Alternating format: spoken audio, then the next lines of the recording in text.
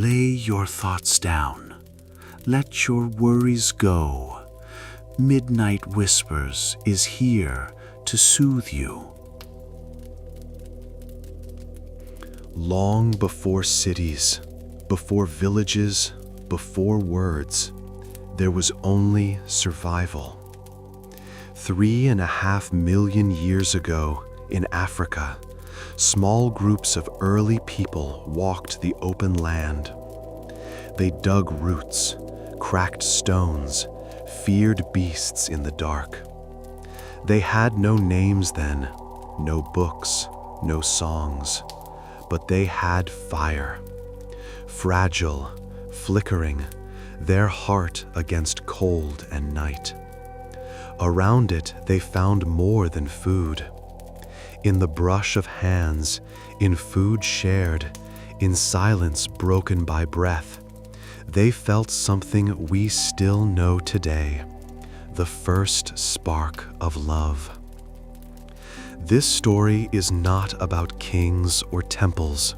It is not carved in stone or sung in old songs. It lives in small things. A woman placing wood on flames, a man shielding sparks, a quarrel by the river, a wound washed. They had no words for anger or care. They showed it in action, sharing food, protecting shoulders, fighting, then forgiving. Love, not spoken but lived. This is one such story.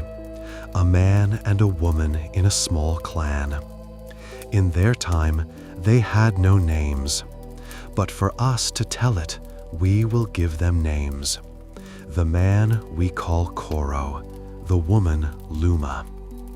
Around them, elders, children, rivals. Beyond them, storms, lions, hunger. Between them, a fragile bond, tested and made strong. This is the first fire, a love story older than speech, older than memory, still alive in every heart that leans close in the dark. Luma kneels in the dirt, hands digging deep until her nails are black with soil. She pulls a thick root free, scrapes it on a stone, and bites. The taste is bitter, but she eats.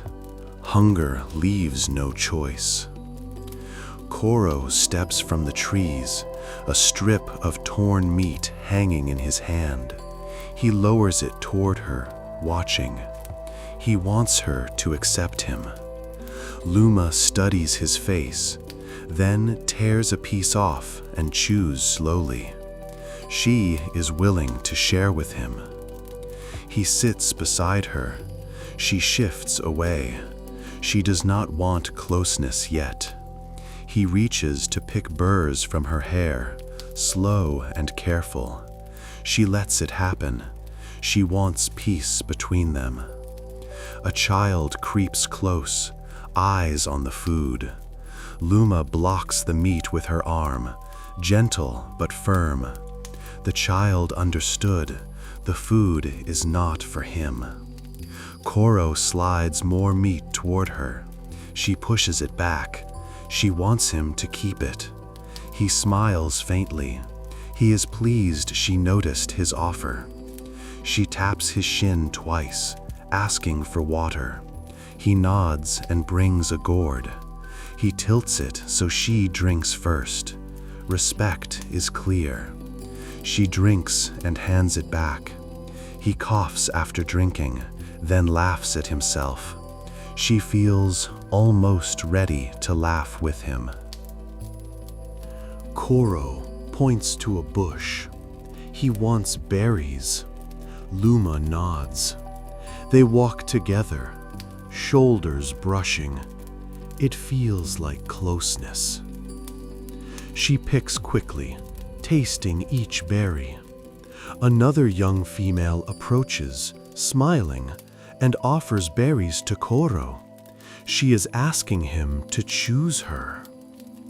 Koro accepts, but glances at Luma. He wants her to see. Luma turns away, pulling berries too roughly. She feels jealous. Koro drops his berries into her pouch. His choice is clear. The other female leaves. Luma shoves a cluster into his hand, too hard. Juice spills. She regrets it and wipes him clean. Koro taps her shoulder. A crack splits the air. Luma and Koro look up.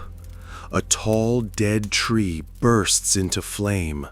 The clan shouts and runs for the cave. Luma grabs Koro's arm. She is afraid. She wants to pull him back. Koro pulls free, eyes bright. He wants to go closer. Luma yanks his hair, sharp. She wants him to stop. He growls and shakes her off. She plants her palms on his chest, shaking her head. She refuses to let him pass. Sparks fall into the grass. Luma points, warning him to move slowly. He nods. They crouch and advance together. They reach the burned bark. Smoke stings their eyes. Koro pokes a coal with a stick. It dies. He feels frustrated. Luma swats the stick away. She is annoyed. Koro bares his teeth. He is angry at himself. Luma gathers dry grass, shaking the dew out. She works carefully. Koro steadies bark for her. She leans close and blows. Smoke curls, but no flame. He cups his hands to shield the wind. She blows again. A flicker sparks, then dies. She growls. She feels impatient. Koro moves to add more grass. She slaps his wrist. She wants him to wait. Koro rolls thin grass between his palms until it squeaks. He is careful now. Luma clears the ash, exposing the coal. She is ready. Koro lowers the bundle. Luma leans close and blows slow. A flame rises, small and fragile. Both freeze. Koro laughs in surprise. He feels joy. Luma smiles. She feels proud. Koro drops more grass too fast. The flame falters. He feels ashamed. Luma snatches the clump, spreads it thin, and blows again. The flame steadies. She feels relief. Koro bows his head low. Luma touches his neck gently. She forgives him. The fire holds. A toddler wanders near, eyes wide at the fire. The child reaches. Luma grabs the small wrist and pulls it back. She feels protective. The child whimpers. She presses the hand to her chest until it calms. The mother comes, nods thanks, and carries the child away. Koro adds thin sticks, careful this time. He feels steady. Luma lays a twig across the flame. It catches bright. Smoke shifts toward her face. She coughs, rubbing her eyes. Koro moves into the smoke's path. He takes it on himself. Luma notices. She feels grateful. Her hand rests gently on him. A young man approaches, curious. He pokes the fire too hard. Embers scatter. Luma bats his stick away.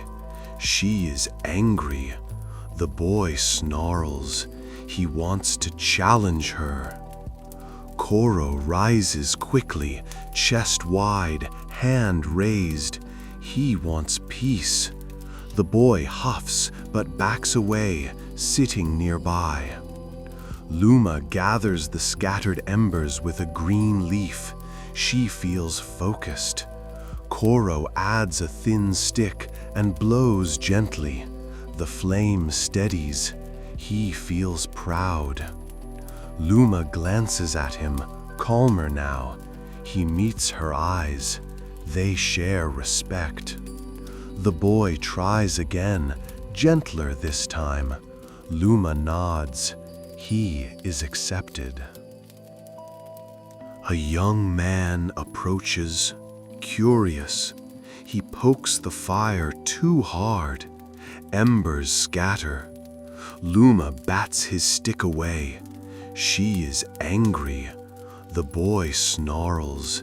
He wants to challenge her. Koro rises quickly, chest wide, hand raised. He wants peace. The boy huffs but backs away, sitting nearby.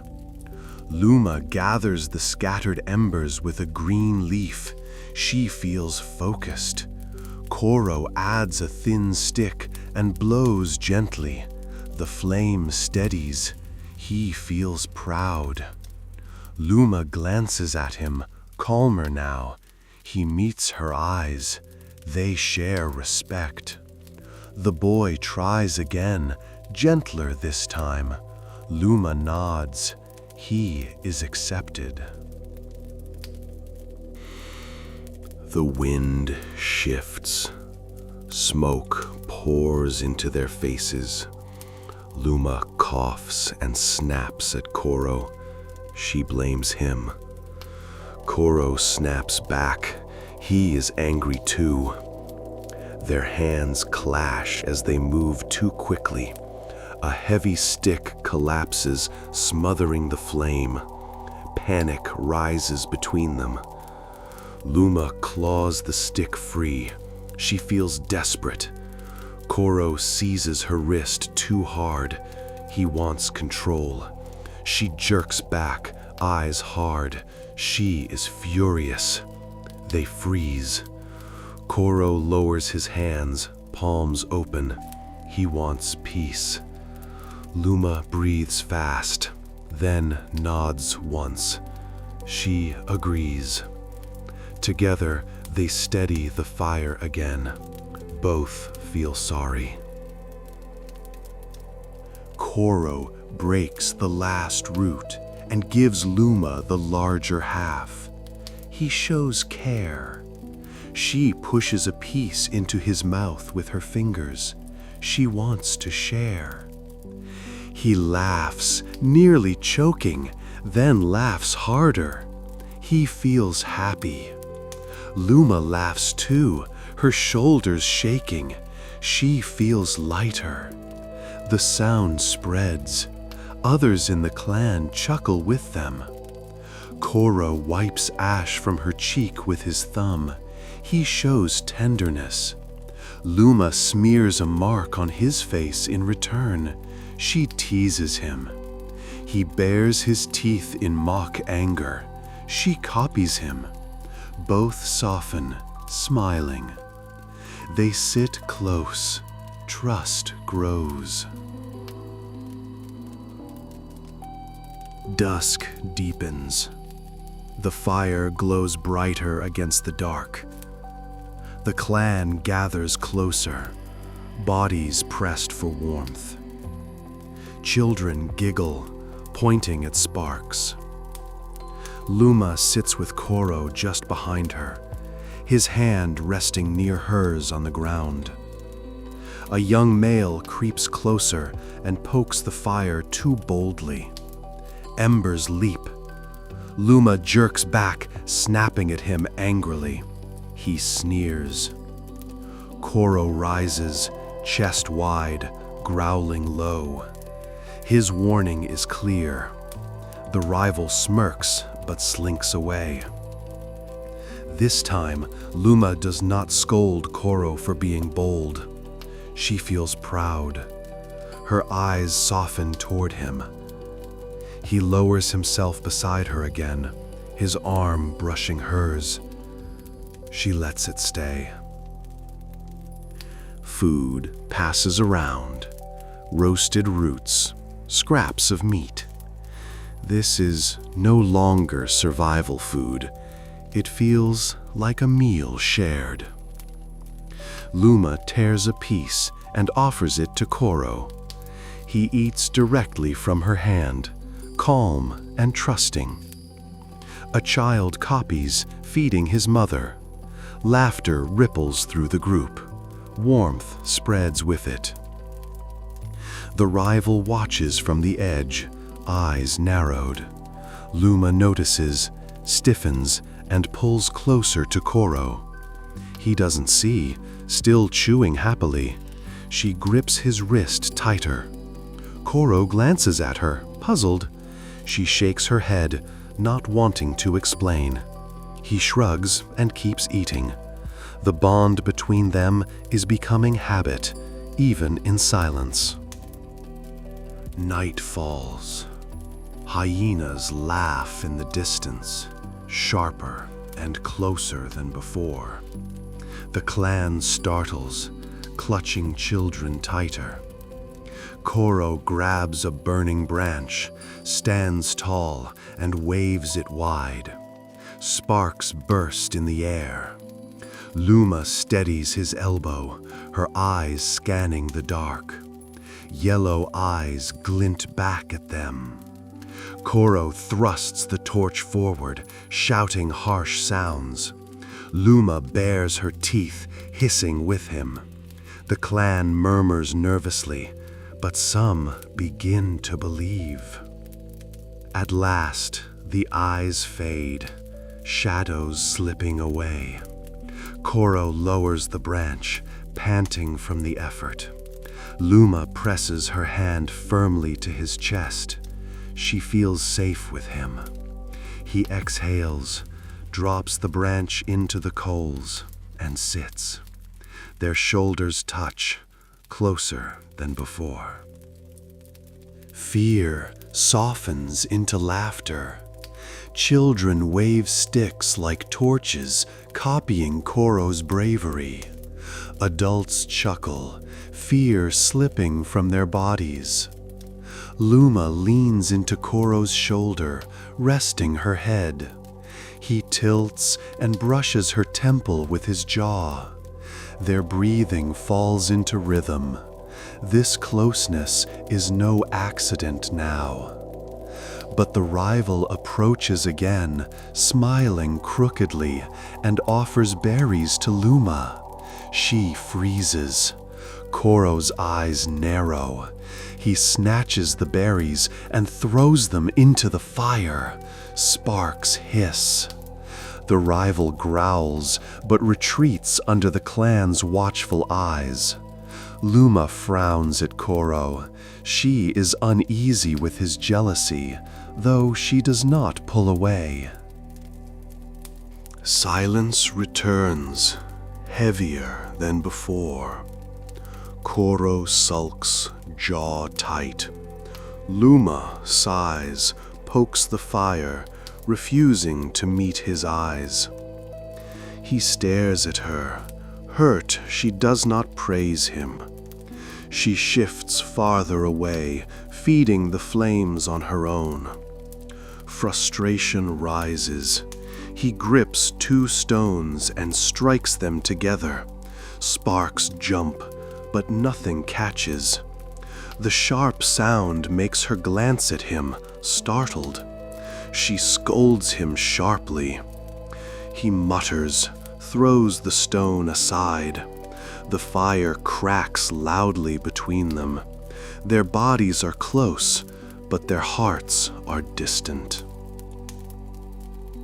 The clan drifts into sleep. Only Luma and Koro remain awake, restless.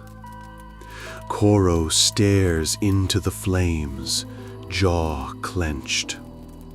Luma pokes coals gently, keeping the glow alive. He watches her, seeing calm where he feels storm. His anger softens. He leans forward and places a twig beside hers, careful and patient. This time, he copies her without pride. Luma notices and pauses. She nods faintly. Her lips loosen. Their hands brush as they feed the same ember. She does not pull away. He exhales, tension leaving his chest. The quarrel begins to fade. Wind gusts. Sparks scatter. Luma gasps and shields the fire with both arms. Koro joins instantly, cupping the other side. Their eyes lock as they guard the flame, breathing fast. When sparks settle, they lower their arms slowly. Ash clings to her cheek. Koro brushes it away with his fingers, gentle. She tilts into his touch and smiles softly. He smiles back. What was broken a moment ago is mended.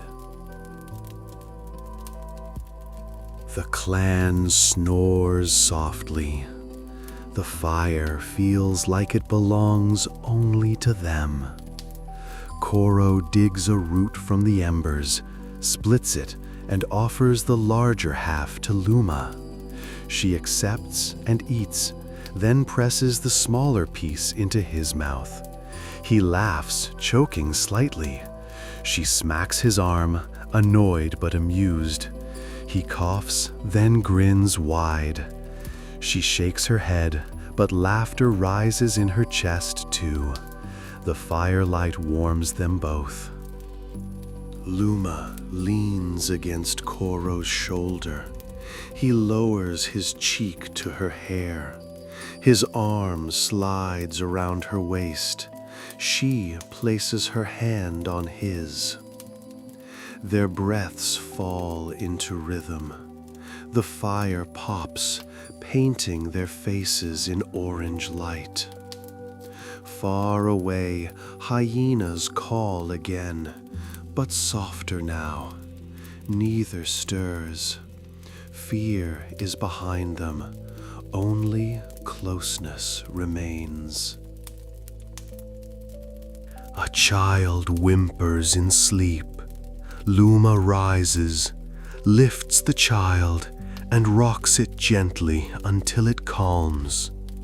Koro watches her, eyes soft, pride swelling in his chest. She lays the child beside its mother and returns. Koro opens his arm. Luma slips into it without hesitation. They sit this way long into the night, guarding the fire, guarding each other. The quarrels are gone. Trust remains. The flame burns steady and alive, like their bond. Morning light creeps into the cave mouth. Smoke drifts low over the clan. Children stir, rubbing their eyes. Koro stirs the coals, adding small sticks. The fire lives. Luma stretches beside him, tired but awake. She watches his steady hands and feels safe. The clan gathers. Elders squat close, muttering with wonder at the glowing embers. A young hunter leans too far and almost tips a burning stick. Luma snaps at him, pulling it back. He frowns but obeys. Koro grins, proud of her sharpness. She meets his grin and softens, pleased. Food is shared again, roasted roots and scraps of meat warmed by the coals. This time, Koro waits until Luma eats first. She notices, touched by the respect. When she finishes, she gives a bite back to him. He chews happily, a childlike smile spreading across his face. She laughs at the sight, her laugh free of tension. The rival male lingers, watching.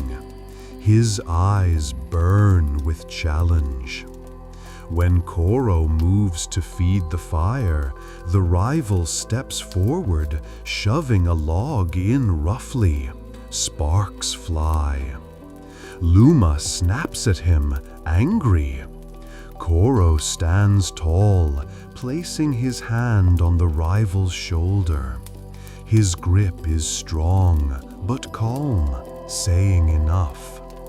The rival stiffens, then steps back. The clan murmurs approval. Luma's chest swells with pride for Koro.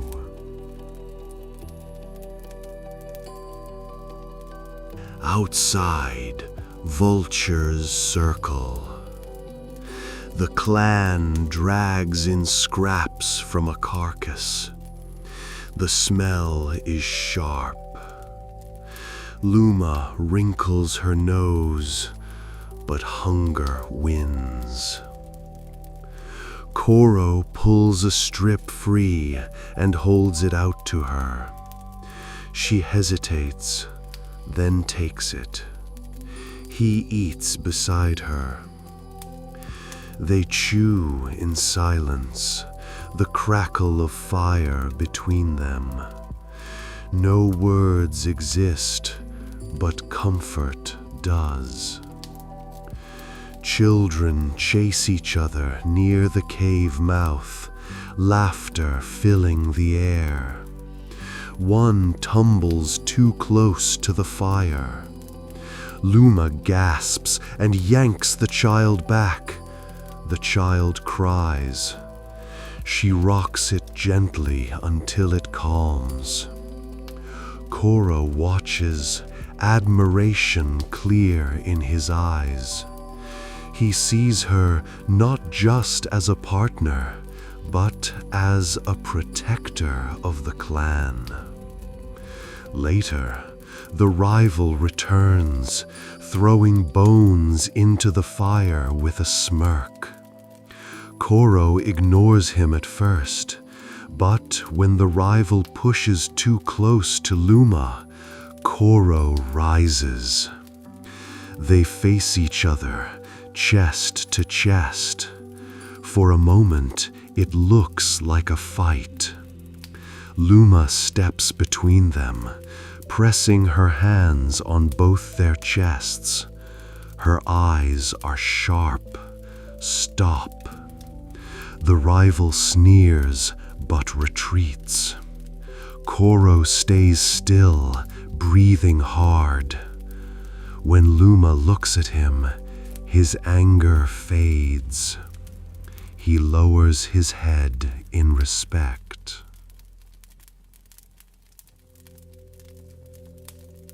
Rain begins outside, light but steady. The clan shifts closer to the warmth. Drops hiss on the fire, but Koro and Luma shield it with bark and stones. The flame survives. Their arms brush as they work. Neither pulls away. The bond deepens in shared duty. As the rain falls, the clan sings low, wordless sounds carried by rhythm. Luma sways with it, eyes half closed.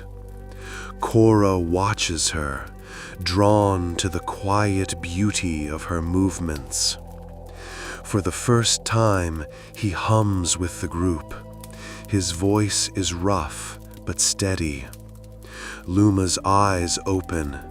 She smiles at him, surprised.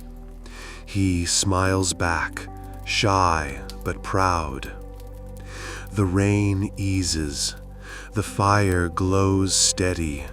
The clan calm. Luma leans against Koro's arm, her head resting on his shoulder. He lowers his cheek to her hair. Around them, children doze and hunters sharpen tools. The rival sits apart, watching but powerless. For now, peace holds. The fire is alive, so is their bond.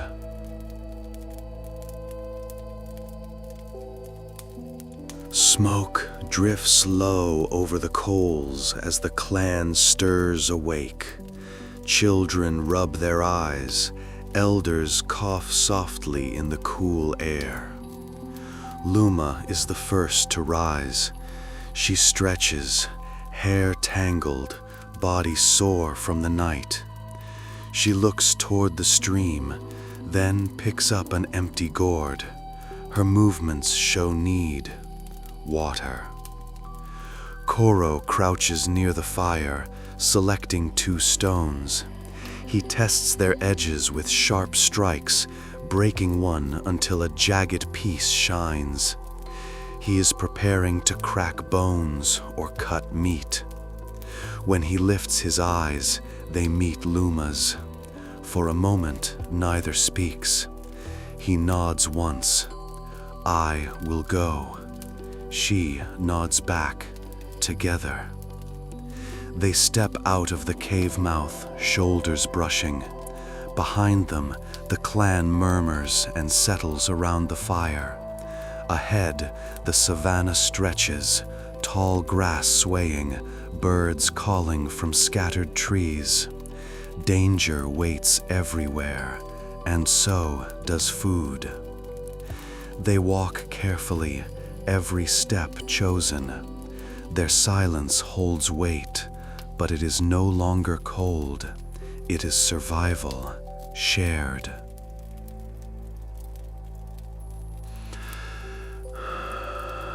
The grass parts as they move side by side, one carrying the gourd, the other the sharp stone.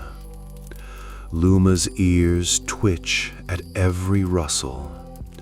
Koro's shoulders are tense, ready to strike or run.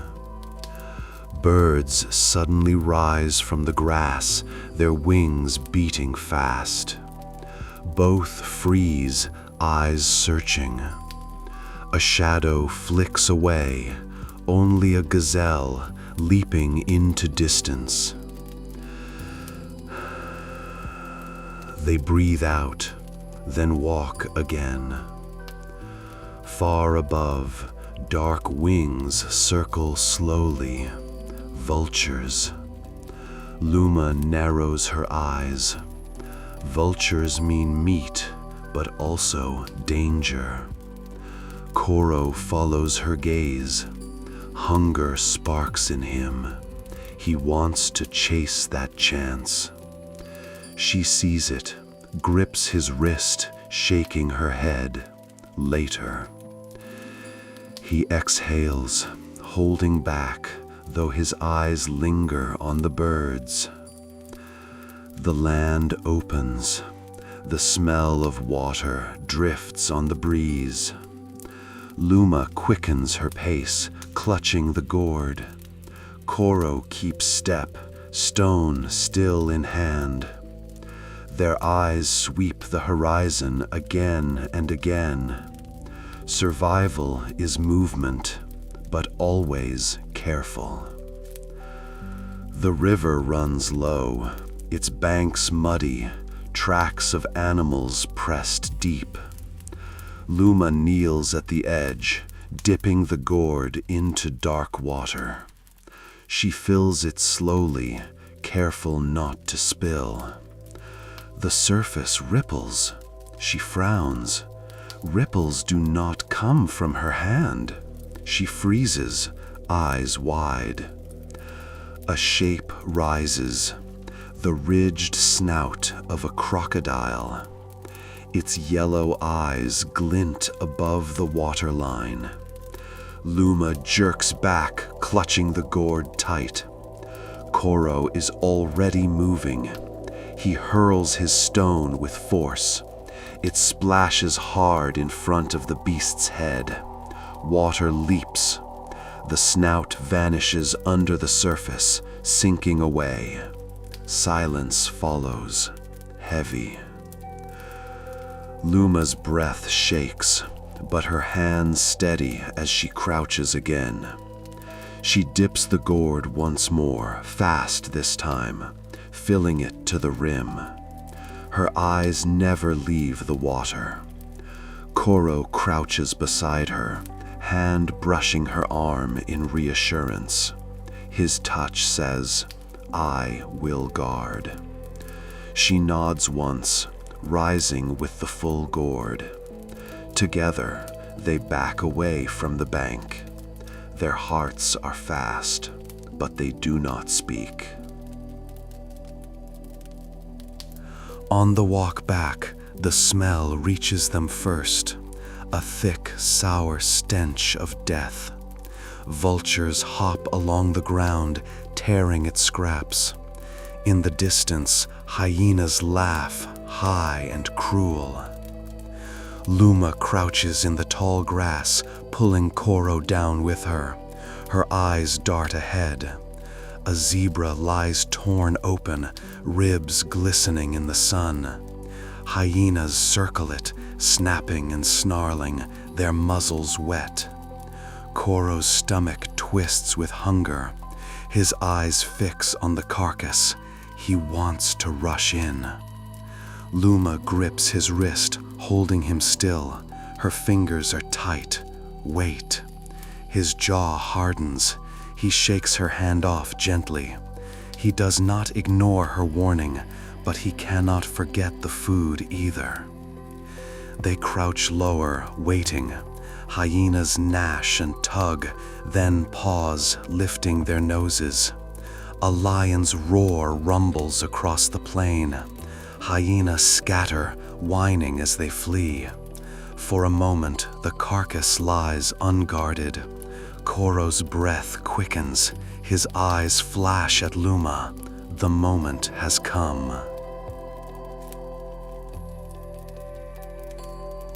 Koro darts forward, low but fast. His stone blade flashes in her hand. Luma hisses, fear catching in her throat. Then she follows. She clutches the gourd in one hand, leaving the other free to carry whatever they can grab. The zebra carcass is heavy and half-rotten, but strips of meat hang loose. Koro slashes, pulling pieces free. Luma rips smaller scraps, stuffing them into large leaves, folding and wrapping them with grass. Their hands are slick with blood. Flies buzz thick. Every sound is too loud. Each breath feels stolen. Luma's eyes flick to the horizon. Shadows move in the grass. Hyenas are returning. She hisses a warning. Koro cuts faster, teeth clenched. At last, both clutch full bundles, arms heavy. A growl echoes behind them. Hyenas appear, gray bodies streaking through the grass, jaws wide. Koro roars, throwing a stone with all his force. It cracks against a skull. The beast yelps and falls back. Luma clutches the meat tight against her chest and screams raw sounds at the pack. They back away, step by step. Hyenas snarl, eyes burning. Then Koro grabs Luma's arm and they run. The bundles slap against their bodies as they sprint through the grass. The hyenas chase, teeth flashing, but then they halt, sniffing. Smoke drifts on the wind, the scent of fire from camp. The predators hesitate, circling but not crossing that invisible line. Koro and Luma stumble back toward the cave, panting, their arms full. Their hearts hammer. Their mouths are stretched in half laughter, half gasps. They are alive. They have meat. The clan gathers quickly as Koro and Luma burst into camp. Children cheer, clapping their hands. Elders nod with approval. The rival glares, silent and sour. Koro drops a bloody strip onto the coals. It spits and hisses. Smoke rises, carrying the smell of cooked meat. The clan leans close, hungry. Luma lowers the gourd, shoulders trembling with effort. She has brought water, and the women of the clan murmur their thanks. Her chest rises and falls fast, but her eyes shine. She and Koro stand side by side, blood-streaked, shaking, yet proud. Meat cooks, fat dripping into fire. Koro cracks a bone open with his stone, sucking marrow. His cheeks hollow as he draws the rich taste. He hands the other half to Luma. She takes it, lips parting slow, tasting the marrow. Their eyes meet. Something passes between them, pride, relief, and closeness. Around them, the clan eats greedily, tearing meat, smearing faces. The rival sits apart, watching, envy in his eyes. Koro ignores him, focused only on Luma. She chews calmly, steady as the fire.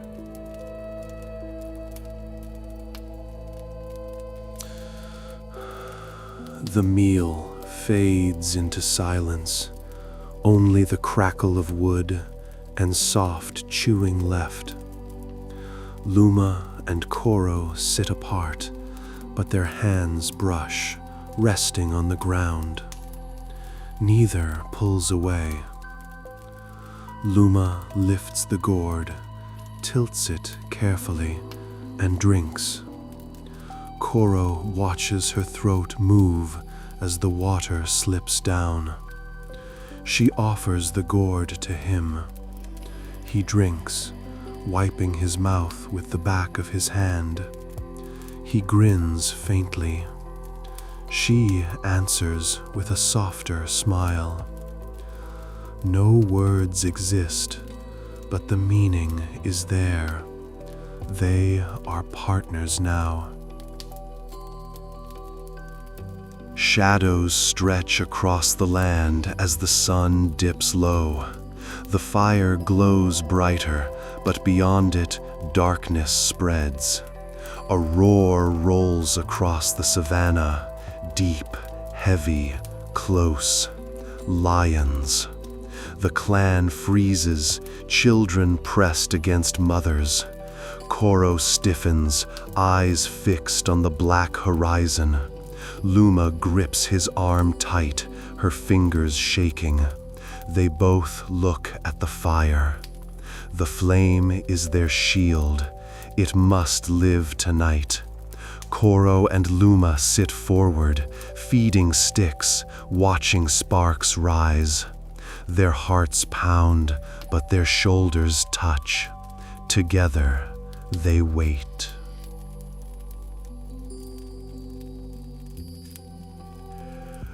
The clan huddles near the fire, tense with the sound of lions in the distance. Koro and Luma sit apart, their skin streaked with blood and dirt. The smell clings to them, sharp, dangerous. Luma looks down at her hands, then at the stains on Koro's chest. She frowns and touches his arm. Her gesture is clear. We must wash. Koro follows her gaze, then nods. They rise. The clan murmurs disapproval, foolish, risky, but does not stop them. They move through tall grass, following the river downstream.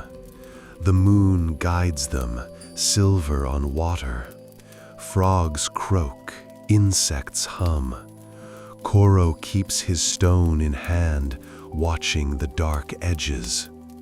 Luma carries the gourd, but her eyes search for something more. The air grows wetter, cooler. A roar rises ahead, louder than beasts. They follow it, stepping carefully over slick stones. The trees part to reveal a small waterfall spilling over black rock. White spray drifts like smoke, catching moonlight. The pool below glimmers, ripples reaching the bank. Luma stares, eyes wide. She steps forward slowly, drawn. Koro watches her, then the falls, then follows. The thunder of water fills their ears. It drowns out the night. Luma slips off the bank and wades into the water. It is cold, biting, but she keeps moving. She gasps at the chill, yet her eyes shine. Koro hesitates, then steps in behind her. The water rises to their waists. The current tugs at their legs. She shivers, wrapping arms around herself. He moves closer, steadying her with his hand on her arm. She steadies too, trusting his touch. They move slowly toward the falls. Spray covers them first, then the stream of water crashes on their shoulders. Luma gasps, shocked by the weight and cold. Koro laughs, deep and rough, as the water slams against him. He leans forward, letting it strike his chest, scrubbing dirt and blood away. Luma copies him, tipping her head back, letting the water pour through her hair. They glance at each other, both shaking, both smiling.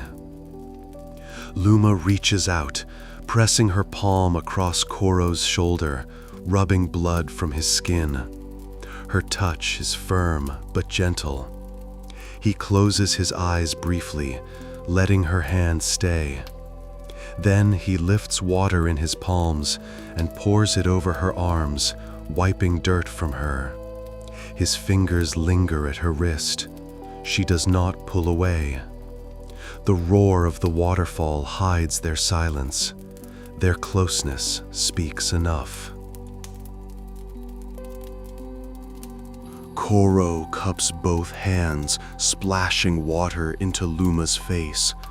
She gasps, then laughs, sound bright against the thunder of falls. She splashes him back, harder. He shakes his head like a beast, water flying.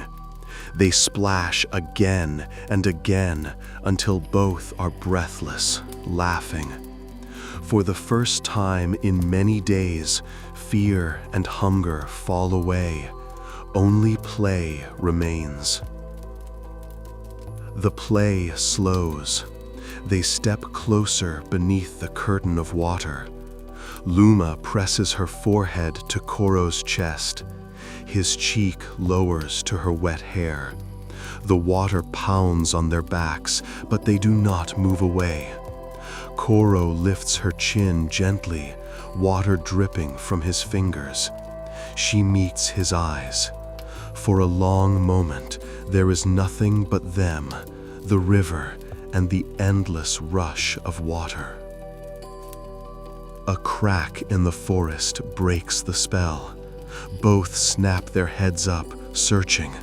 A shadow shifts among trees, their bodies tense. Koro grips her arm, ready to pull her back. Luma lays her hand over his, steadying him. They wait, holding their breath. The sound fades. Only the roar of water remains. Slowly, they relax. They climb out, dripping and shivering, but clean. The moonlight shines on their wet skin, mist trailing from their hair. Luma shakes her head, spraying droplets. Koro grins faintly, amused.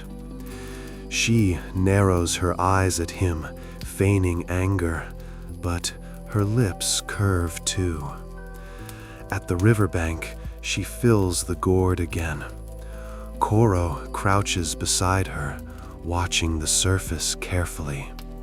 No crocodile tonight. Together, they walk back through the grass, shoulders brushing.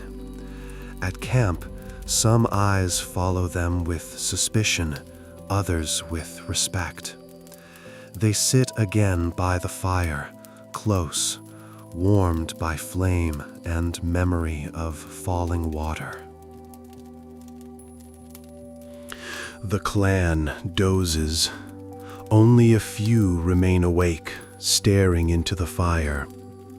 Luma and Koro sit close, their bodies still damp from the falls. The warmth of the flames dries their skin, steam lifting faintly. Their shoulders touch. Luma pokes the coals gently, keeping them alive.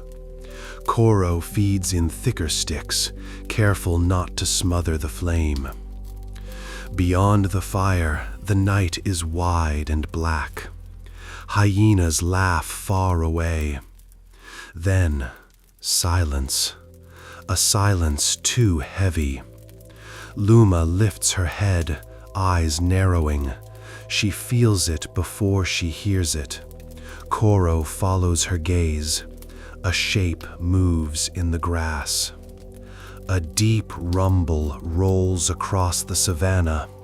Children wake whimpering. Mothers clutch them close. The rival stiffens, eyes wide, hands gripping a stick. Elders murmur nervously. The roar comes again, closer, shaking the ground. Luma grips Koro's forearm, her nails pressing deep. She is afraid, but steady. Koro rises, grabbing a branch from the fire. Flames lick its end. He waves it wide, his chest broad. Sparks burst into the air. Yellow eyes gleam beyond the firelight. 1, 2, 3 pairs, lions circling. Their bodies are shadows, their growls low. The clan gasps, huddling tighter. Luma stands too, lifting another torch from the fire. Her hands shake, but her grip is firm. She steps beside Koro.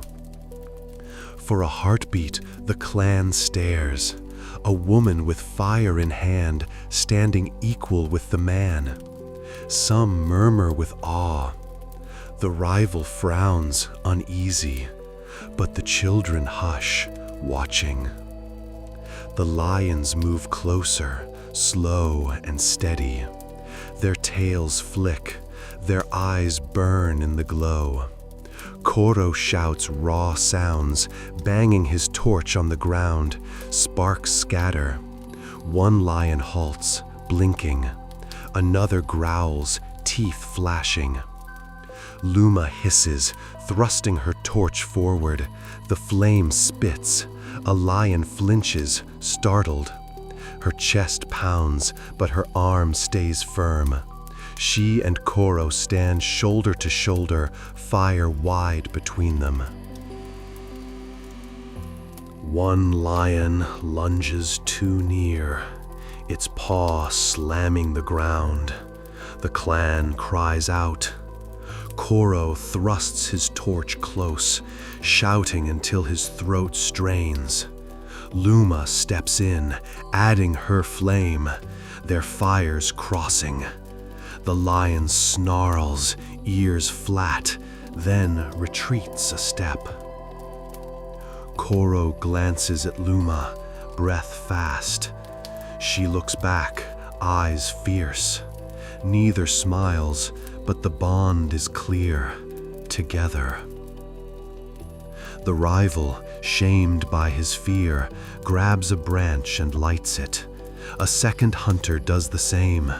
Soon, 4 torches rise, glowing in the dark. The lions hesitate, pacing, tails lashing. The clan feels it too. The fire makes them strong. Children peek between mother's arms, wide-eyed. Elders lean forward, whispering low sounds of courage. Koro steps forward, thrusting his torch. Luma moves with him, their flames blazing. The rival adds his fire. The lions hiss and growl, but they do not leap. They circle, unsure. One gives a low rumble, then slowly turns. The others follow, melting into the tall grass. The clan waits, holding breath. Only the sound of fire remains. When silence holds, Luma lowers her torch. Her chest heaves. Koro drops to one knee, exhausted but alive. She crouches beside him, pressing her hand to his chest. He covers it with his own.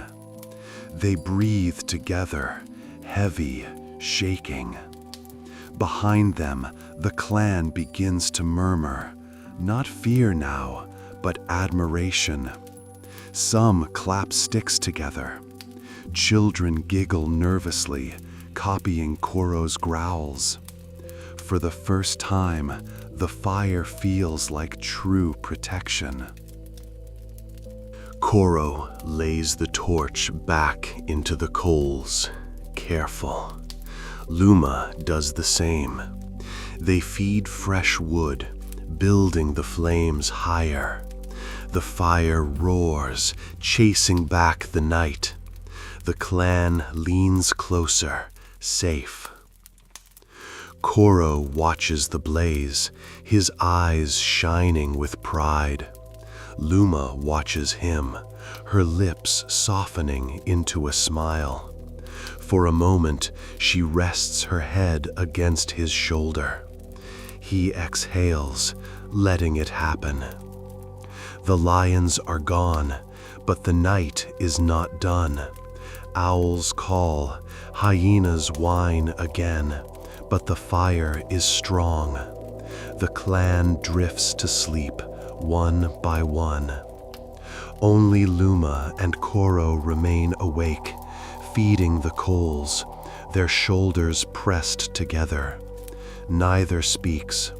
They don't need to. The fire burns, steady and alive. So do they.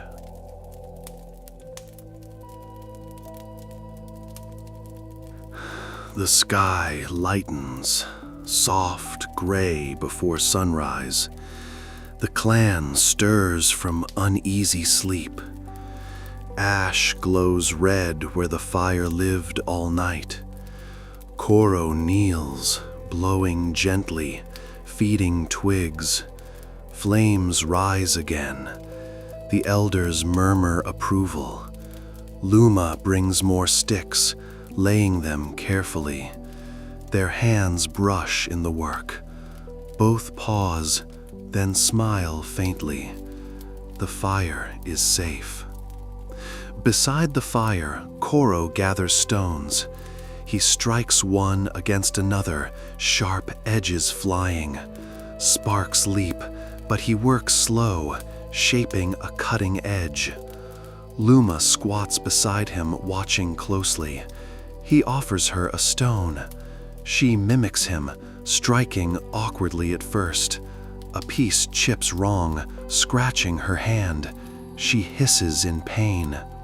Koro catches her wrist gently, inspecting the scratch. His eyes show worry.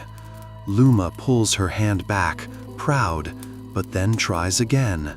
This time, the chip is sharp and true.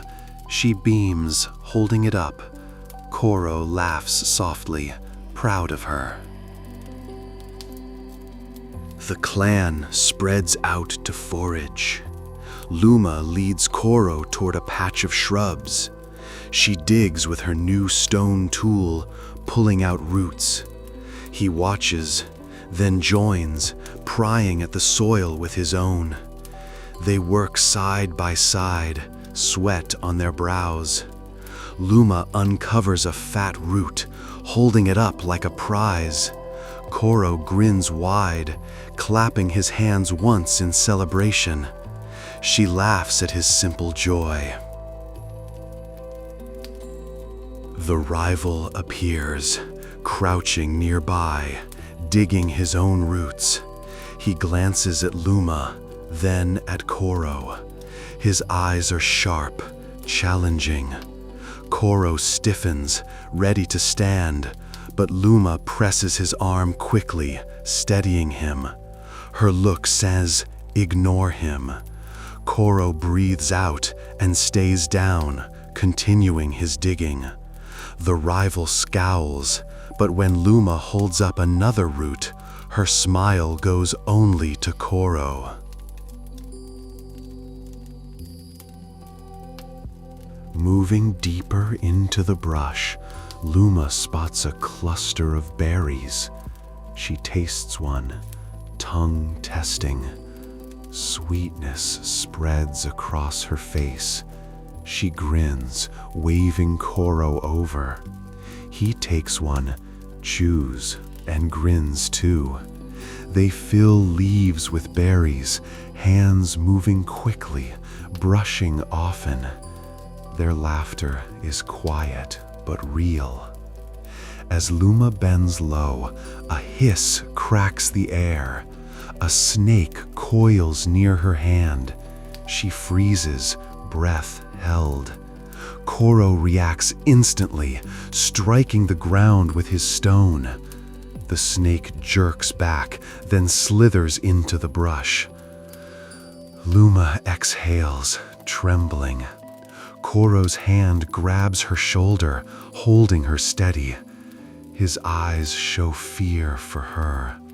She covers his hand with hers, calming him. Both stay still until their hearts slow.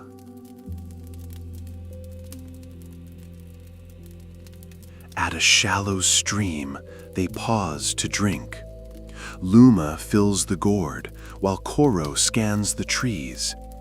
A troop of monkeys chatter above, tossing fruit down. One piece bounces near Luma's head. She startles, then laughs. Koro laughs too, pointing at the playful animals. For a moment, danger feels far. On the way back, they gather fallen branches. Koro lifts the heavier ones, muscles tight. Luma gathers thinner sticks, balancing them against her chest. When she stumbles on a rock, he steadies her quickly. She smiles in thanks, and together they carry their load back to camp. At the fire, they lay down roots, berries, and wood. Children squeal at the sight of berries, rushing forward. Luma hands them out with care, smiling softly as the children's faces smear with juice. Koro cracks open roots and roasts them. The elders nod with approval again.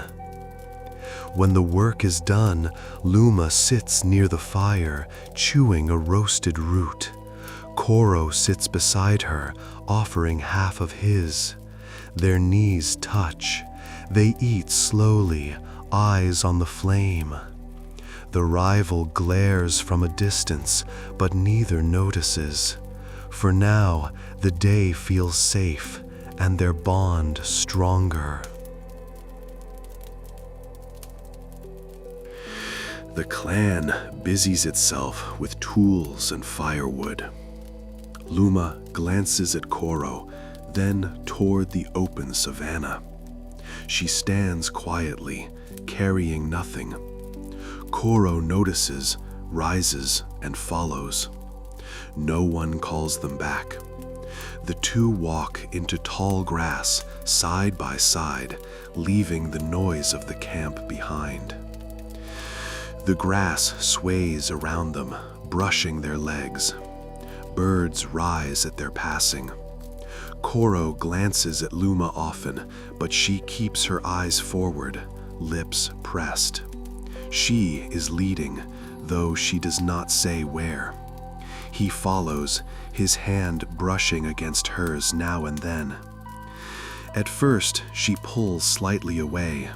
Then, after a few steps, she lets his fingers linger. They reach a cluster of rocks beside a low tree. The ground here is soft with leaves, shaded from the sun. Luma sits, back against the rock. Koro hesitates, then lowers himself beside her. They are close, but not touching yet. Wind moves softly through the leaves above. Luma pulls a small leaf bundle from her waist, unwrapping a few saved berries. She eats one, then offers another to Koro. He leans closer, taking it from her fingers. Their eyes meet briefly before he chews.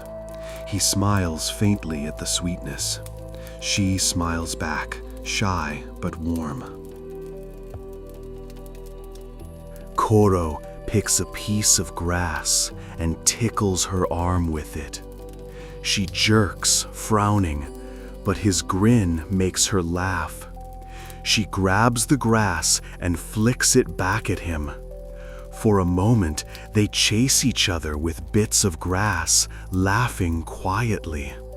Then the laughter fades, leaving them close, breath soft. Luma leans back, tilting her head against the rock.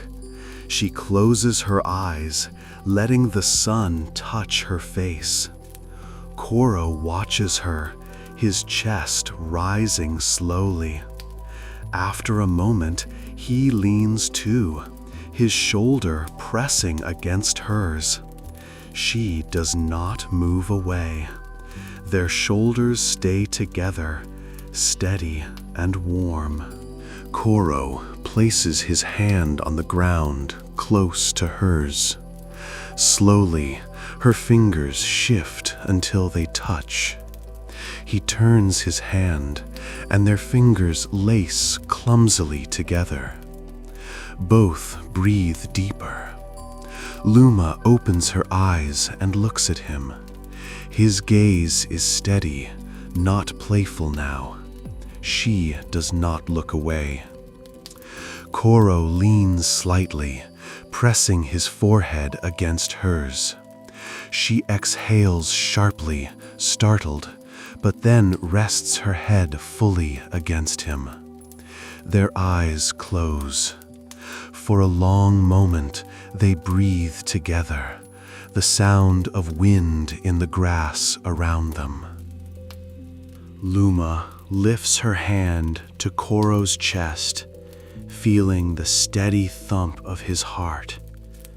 He covers her hand with his own, pressing it closer. Neither speaks, but the silence is deep and full.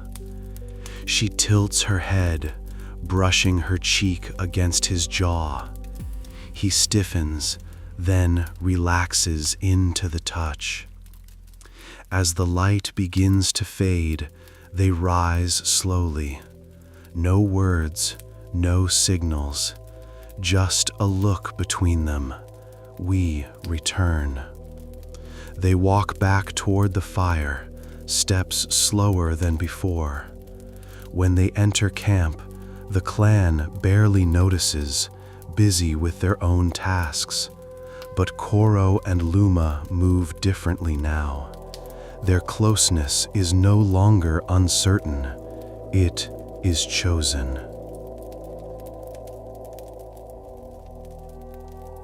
Clouds gather thick above the savanna. Wind hisses through the grass. Thunder rolls, heavy and deep. The clan huddles close inside the cave, wrapping children tight. Koro and Luma sit near the edge, guarding the fire. Raindrops spit, then pour, drumming on stone. The fire flickers. Luma leans close, shielding it with her body. Koro crouches beside her, feeding sticks into the coals. Their shoulders press tight, heat against the cold. The rain grows louder, drowning out all other sounds. The clan's whispers fade into the storm. Koro and Luma are wrapped in the same rhythm of thunder and fire. He glances at her, hair dripping, eyes sharp but soft. She glances back, lips parted from breath. For a long moment they hold the look, the world roaring around them.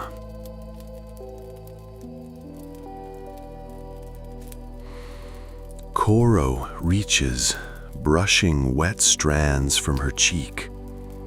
Luma does not pull away. She lifts her hand to his chest, feeling his heart pound hard under skin. His breath shudders. Their faces draw close. Her eyes close. His mouth finds hers, clumsy, pressing lips to lips. Their breaths mix, sharp and fast. They pull back only for air, then press together again. The kiss deepens, awkward but certain. Koro's hands move to her waist, pulling her close. Luma's arms wrap around his neck, holding tight. Rain batters the stone, but inside their shelter, warmth builds. Koro lowers her gently onto the soft ground near the fire. Luma pulls him down with her, bodies pressed chest to chest. Their breaths break, fast and shallow. He moves carefully, as if asking. She grips his back, pulling him closer, answering. Their bodies meet, joining with heat that drowns out the storm. At first, their movements are unsteady, new. Then, slowly, a rhythm builds. The fire crackles, thunder booms, and their bodies move together, faster, tighter. Luma clutches his shoulders, nails digging. Koro buries his face against her neck, breathing hard. Their bodies move together, faster, tighter, until they both shake and cling hard, breaths breaking, hearts racing. Then the storm outside quiets, and inside them the rush fades into deep stillness. They hold each other, trembling but calm at last. Rain still falls, but softer now. The fire glows steady. Luma lies against Koro's chest, her hair plastered to his skin. His hand rests on her back, rising and falling with her breath. Neither moves. Their bodies are tired, but their hearts steady together.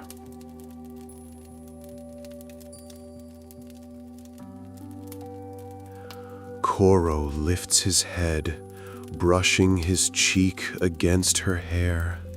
Luma tilts her face up, pressing her forehead to his.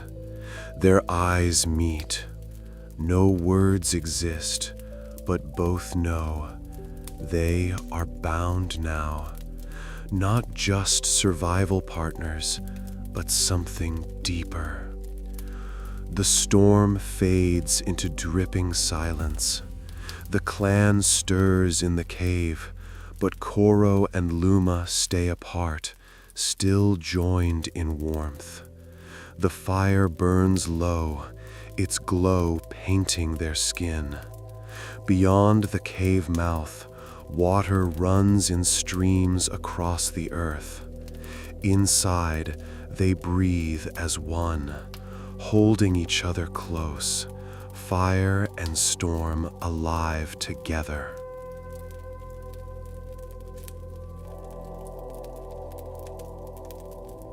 The sky clears pale and bright. The savanna smells sharp, fresh with wet earth. Puddles shine among the grass.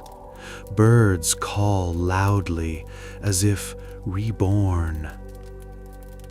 The clan stretches stiff limbs, murmuring low. The fire is still alive, glowing among damp wood. Luma stirs beside Koro, her hair tangled, her body curled against his chest. She lifts her head, blinking at the light. Koro watches her quietly, a faint smile on his lips. They sit up slowly, side by side. No words pass, but their eyes hold longer now. Luma reaches for her gourd, sipping the rain-cool water. She passes it to Koro without looking. He drinks, wipes his mouth, and touches her wrist lightly. It is a new gesture, not asking, not testing, simply connection. She allows it, her lips softening. A child stumbles close, staring at them. His eyes are curious. Luma reaches out, tussling the boy's hair gently. The child laughs and runs off. A few women of the clan glance at her, then at Koro, exchanging looks. The rival notices too, his jaw tight. Life goes on. Koro rises, stretching his strong arms, and steps outside the cave. Luma follows. The grass is heavy with drops. They gather fallen sticks together, arms brushing often. On the way back, Koro shakes his head suddenly, spraying water from his hair. It splashes across Luma's face. She gasps, frowning, then smacks his arm. He laughs loudly, chest shaking. She sighs, but her lips twitch, and soon she laughs too, leaning briefly into his shoulder. They return to camp. Koro kneels with fresh stones, striking them carefully. Luma joins, shaping smaller edges. Their movements are calmer than before, no quarrel now. When Luma chips a sharp edge cleanly, Koro claps his hand once against his thigh, proud. She beams, holding it up. Their pride is shared. The clan gathers roots and berries. Smoke rises from roasting food. Luma splits a roasted root, giving the larger piece to Koro. He eats, then presses a bite back against her lips. She takes it, chewing slowly, her eyes never leaving his. Children giggle at the sight, copying with each other. The clan laughs gently, tension easing. The rival sits apart, gnawing meat. His eyes burn as he watches Koro and Luma. He throws a bone sharply into the fire. Sparks rise. For a moment, silence falls. Luma glances at him, then turns away, resting her head lightly against Koro's arm. Koro straightens, proud. The rival's scowl deepens, but he says nothing. Heat grows as the sun climbs. Some of the clan nap in shade. Luma lies back against a rock, eyes half closed. Koro lies beside her, folding his arm beneath his head. Their hands find each other without thought, fingers laced clumsily. Their breathing slows together. The sound of insects hums around them. When the clan stirs again, they rise too. They carry wood to the fire, side by side. They fetch water together. They move as one. The others notice, but no one speaks. Even the rival looks away. The fire crackles, steady and strong. Luma and Koro glance at each other. Their eyes hold, calm, sure.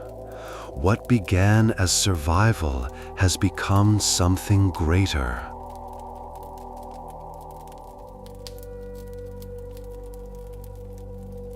The morning is heavy, sky dark again, though no storm shows.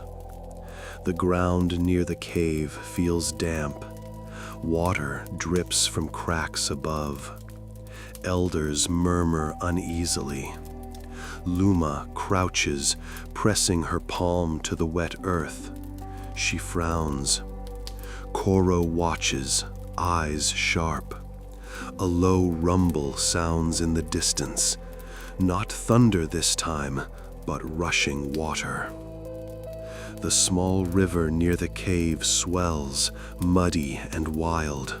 Foam gathers at the banks, spreading wider. The clan gathers to watch, fear in their eyes. Luma grips Koro's hand tightly. The elders gesture urgently. The cave is no longer safe. They must move. The clan scrambles, gathering roots, berries, tools, and skins. Children cry, sensing fear. Koro feeds more wood into the fire, making it blaze. He grips a burning branch, lifting it high. Luma grabs another, holding it steady. The fire must go with them. Without it, they are nothing. Rain begins again, harder now. The cave drips, water pooling at their feet. One elder shouts sharply, and the clan streams out. Koro leads with his torch, Luma beside him with hers. The rival follows close, his eyes burning at Koro's lead. Tall grass slaps against their legs, soaked and heavy. Water runs in small streams, rising with each step. Children cry, mothers carry them high on hips. Luma grips her torch tight, shielding the flame with her hand. Koro walks in front, parting the wet stalks, his torch lighting the way. They reach a shallow ravine, now filled with rushing brown water.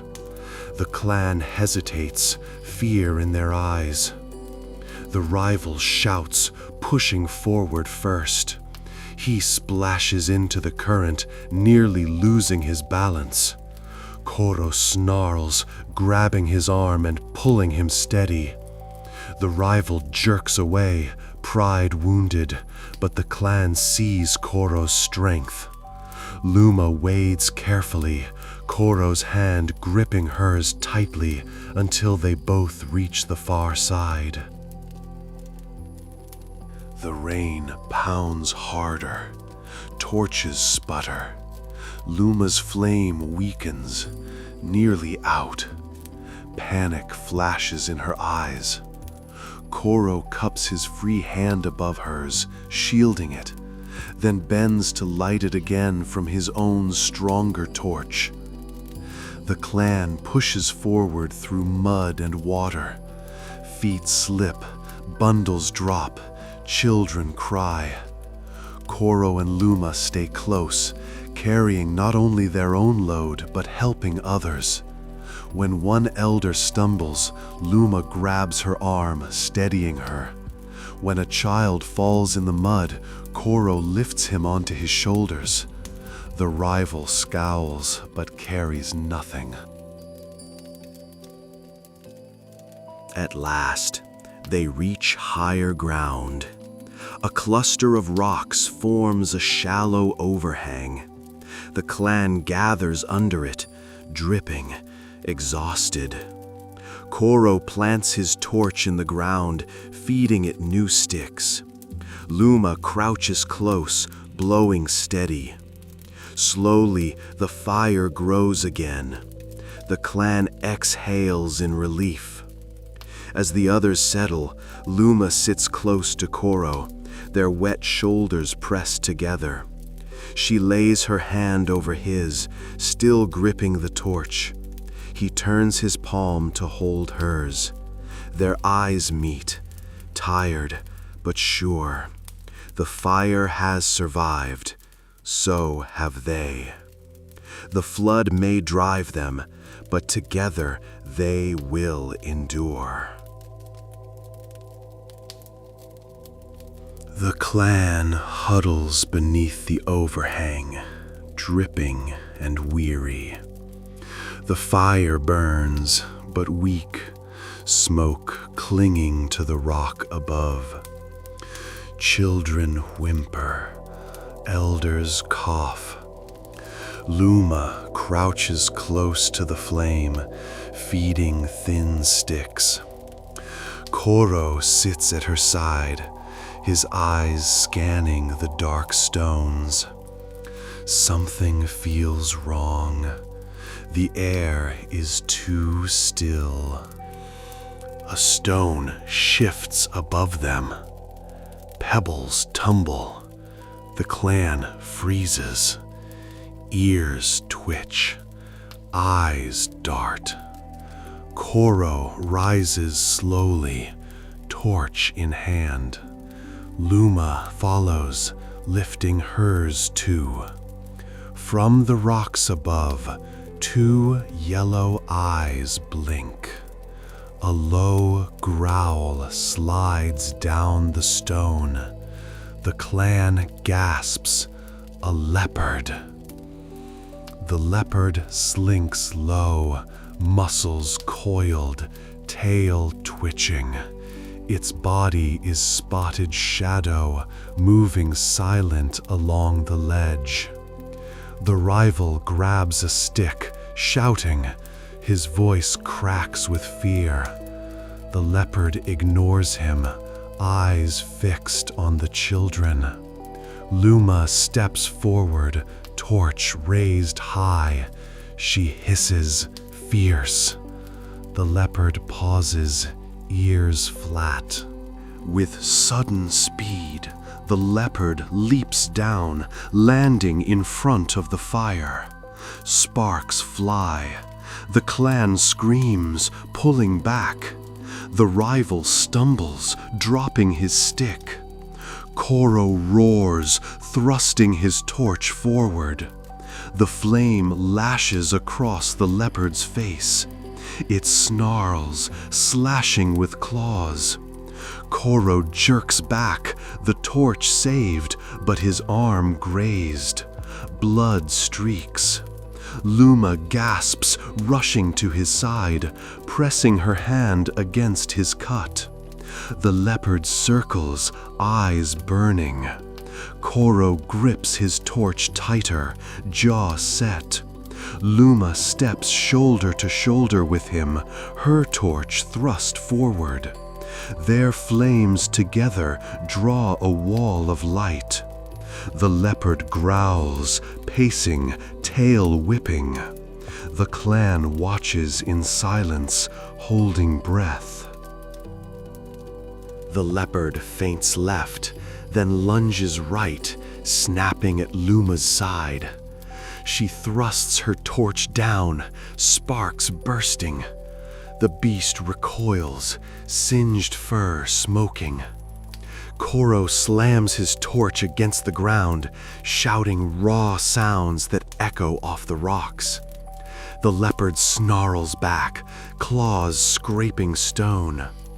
The rival stands frozen, sweat on his brow. A child cries out behind him.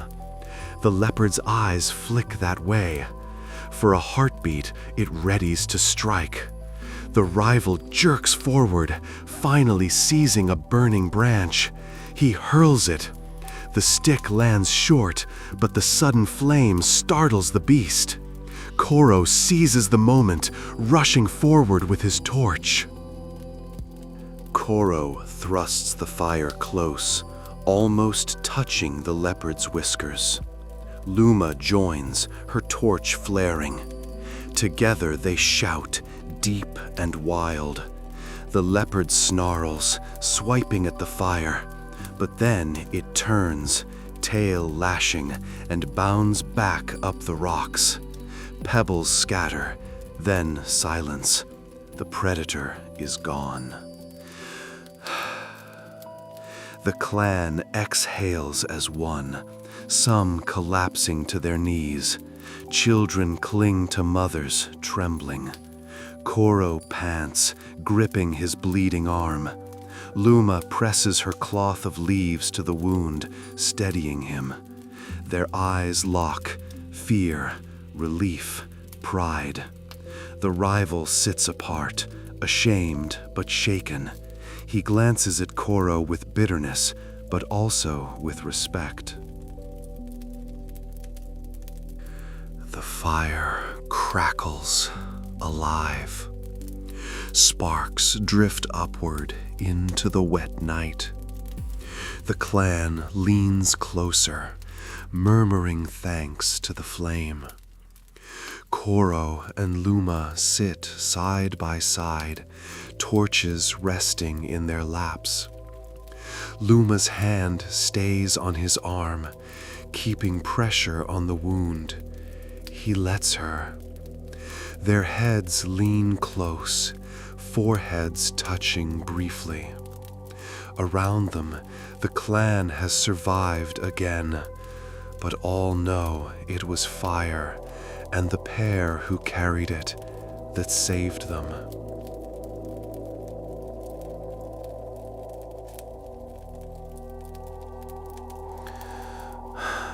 The clan settles after the leopard scare. Children curl beside mothers. Elders mutter once, then drift to sleep. The rival lies apart, eyes turned away. Soon only the crackle of fire remains. Koro sits with his back to the rock, arms streaked with claw marks. He hides the pain, but his breath is shallow. Luma stays beside him, watching. She does not move away. She reaches for his arm. He jerks, pride flashing across his face. She frowns, jaw set, and takes his wrist firmly. Her look leaves no room for refusal. He exhales, shoulders dropping, and lets her hold him. Blood runs dark down his skin. Luma tips the gourd, pouring water over the cuts. The blood thins, streaming down. Koro hisses, teeth clenched. She presses his arm across her lap, steadying him. Her hands wipe slow and sure until the wounds are clean. He watches her face more than her work. Her eyes stay low, focused. From her pouch, Luma pulls green shoots gathered earlier.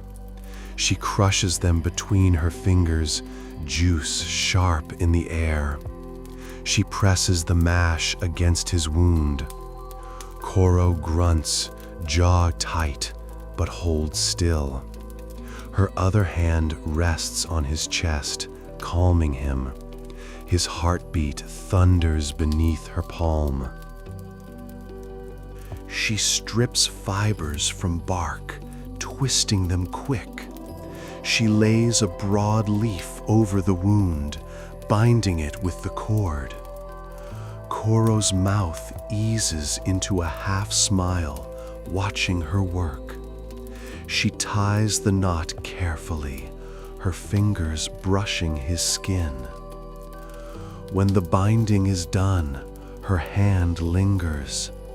His grin is faint but real. He lifts his good hand and rests it over hers. For a moment, they sit in silence, the firelight flickering across both their faces. Koro leans in, forehead pressing against hers. She lets him. Their breaths mix, warm and heavy. Sparks drift upward. Their eyes close, but their mouths curve faintly, knowing. Luma slides closer, her body against his side. She lays her head on his shoulder, careful of his wound. His arm curls around her waist. His grip is weak but steady. She sighs, eyes slipping half shut. The night deepens. Koro dozes, lips parted, chest rising slow. Luma stays awake, feeding the fire, keeping it alive. Her hand rests on his chest, steady with each breath. When he stirs, she soothes him, palm pressed firm. His mouth softens in sleep. At last, her head rests beneath his jaw. He breathes warm into her hair. Around them, the clan sleeps unaware. The fire glows steady. Alone, bound not by battle, but by care, they share the night in silence. The sun rises pale after the night's fight. The clan stirs, gathering roots and sticks. Koro tries to rise, but pain shoots through his arm. His teeth clench, breath hissing. Luma notices and presses him back down. Her brow tight, she shakes her head. Rest. His jaw sets in protest, but her hand against his chest keeps him still. She picks up a digging stick and the gourd, standing tall. Some in the clan stare, surprised. The rival smirks from the shadows, arms crossed. Koro watches, lips pressed, pride wounded. But when Luma glances back, her steady look holds him. He exhales, shoulders slack. He lets her go. In the grass, Luma digs roots, arms straining. Sweat streaks her face. She fills her pouch with care. A sudden rustle makes her freeze.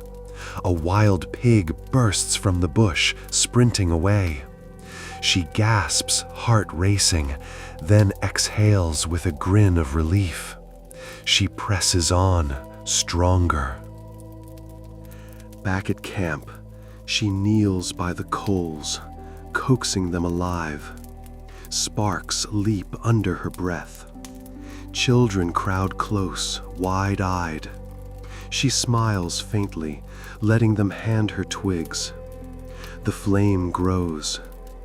Koro sits back, wounded arm bound, eyes following her every move. His mouth is tight with frustration, but slowly it loosens. She is not just helping, she is leading. He leans back, watching, pride warming through the pain. Later, he tries to stand again, staggering. Luma rushes, grabbing his waist, scolding with sharp sounds. His jaw clenches, ready to argue, but she presses him down. Her touch softens, palm resting on his chest. He exhales, defeated. A faint grin touches her lips. She has won this quarrel. The rival struts past, carrying wood, sneer curling his lip. Luma ignores him, sharpening stone edges by the fire. Her hands move quick and sure. Koro watches her, a crooked smile spreading despite himself. For the first time, he sees her not only as partner, but as strength equal to his. When food is ready, Luma tears a piece and presses it into Koro's hand. He eats, eyes on hers. Then, with his good hand, he breaks a piece and lifts it to her mouth. She accepts, lips brushing his fingers. A grin spreads across both their faces. Heat thickens. Some of the clan doze in the shade.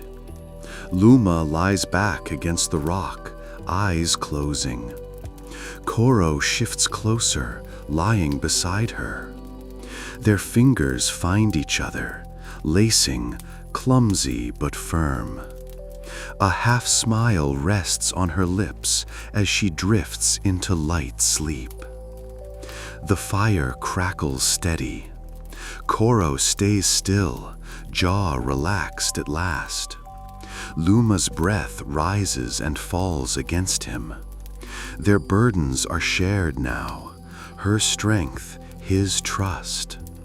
Around them, life continues, but in this moment, balance holds.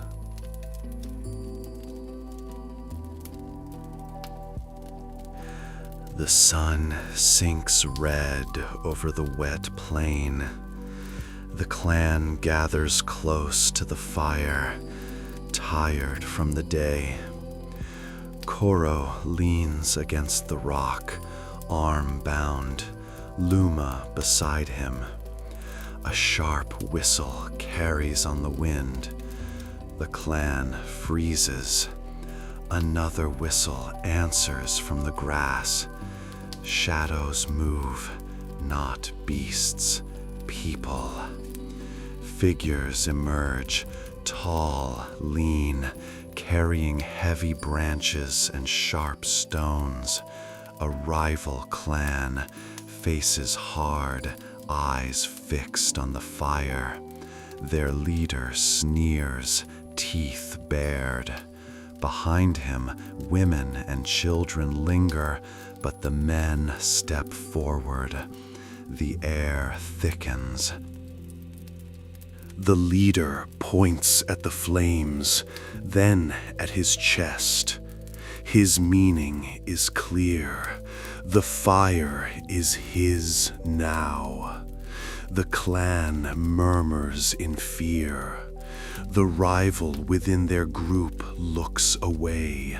Koro forces himself to his feet, wounded arm held close, torch in his other hand. He growls low, shaking the fire before him. No.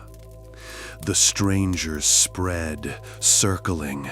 The children of Koro's clan whimper, pulled back by mothers.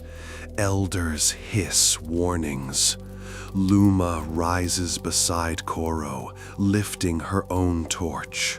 Her eyes burn bright.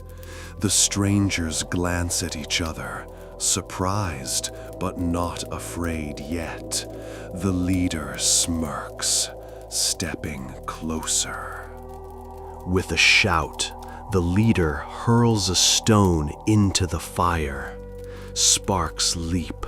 The clan gasps. Koro roars and thrusts his torch, the flame grazing the man's chest.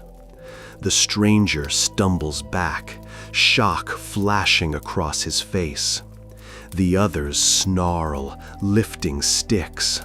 The air is thick with growls, human and fire alike. One stranger lunges at the side, reaching for a burning branch. Luma slams her torch down, sparks bursting. She bares her teeth, hissing loud. The man jerks back, startled. Koro glances at her, pride flickering in his grin. Side by side, they hold the fire like weapons. The rival within their clan rises, torn. His eyes dart between Koro, Luma, and the strangers. For a long moment, it seems he might join the outsiders. Then he lifts a branch from the fire, standing behind Koro. His face is hard, but his choice is made. He will fight with his people. The strangers lunge. Branches clash, stones fly. Koro shoves one back with his torch, the man's hair singeing. Luma drives another away, sparks bursting at her feet. The rival swings wildly, shouting. Children cry, elders drag them deeper into the shelter. The fire roars, smoke curling into the sky. The leader snarls, but when one of his men's arms catches flame, his courage falters. The strangers hiss and pull back, retreating into the grass. Their eyes linger, promising return. Then they vanish into the dark, leaving only silence and the smell of smoke. The clan exhales, shoulders slumping. Koro's breath is ragged, but his grin shows teeth, fierce, proud. Luma touches his chest, steadying him. Her half-smile is weary but bright. The rival lowers his torch, face pale, sweat shining. The fire burns on, their shield and their victory. The strangers are gone. Smoke thins. The clan settles in a circle around the fire, checking bruises and counting children. The night feels fragile, but it holds. Luma jerks her chin toward the dark grass. Come. Koro hesitates, then nods. He takes a short, glowing stick from the fire. They slip past sleeping bodies and out into the open, the ember painting a soft path. Wind moves the grass like water. Their shoulders brush, neither pulls away. On a low rise, they crouch. Luma loosens the binding. Koro clenches his teeth as she lifts the leaf. She pours a thin line of water, wipes gently, crushes fresh green between her fingers, and presses the juice in. He hisses, jaw tight, then laughs under his breath at himself. She smirks at that, then ties a new strip, snug and neat. His mouth lifts at one side. Thanks. From her pouch, she pulls a small root and 2 berries saved from the day. She splits the root, passes him the larger piece. He bites, then nudges a berry to her lips. She takes it, eyes on him. They eat slowly, the embers glow steady between them. It feels like a promise. We will keep sharing. They lie back on the warm slope, the ember set in a tiny nest of sand. Stars crowd the black. Luma lifts a finger, tracing a crooked line across the sky.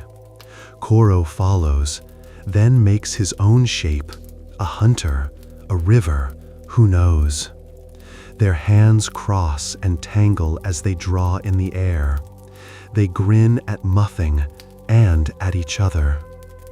Wind cools. Luma shifts closer until her shoulder fits under his. He turns his face. His breath warms her hair. His good hand cups the side of her face.